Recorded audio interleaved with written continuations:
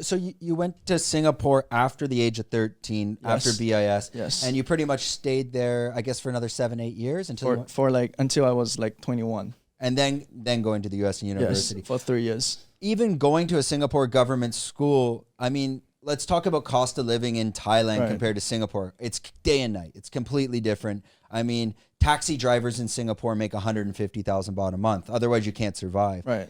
That transition from, and maybe you were too young to realize it, how was that funded? I mean, being able to now live in Singapore full time, were you living at the school, boarding? How did that work? My parents sent me and then gave me an allowance. And then we had like they call guardians, like caretakers. So I live with another family, and they, with my allowance, I was able to get by, but I had to scrape by. But they provided food for me. But if I want to eat at a nice restaurant, I have to save up. If I have to like take a girl on a date, go watch a movie with a girl, I have to save up. Yeah. So you were living at a home. Someone was kind of watching you and helping you go to school. It's not that hard.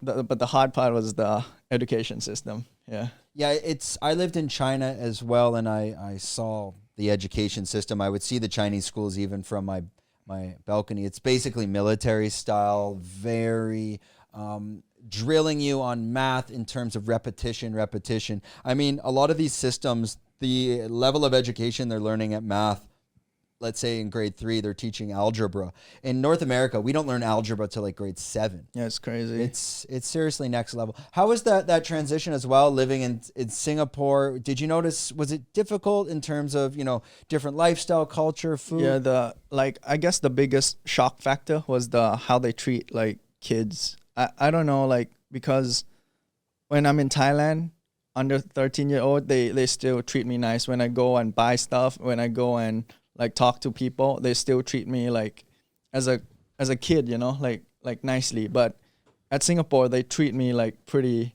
rough. Okay. Now, but I'm gonna dig a bit deeper into what he means by that. So let's get some specific stories and examples. Now, if you enjoyed this content, we're doing 5 clips like this a week. If you want to watch the full podcast, click here.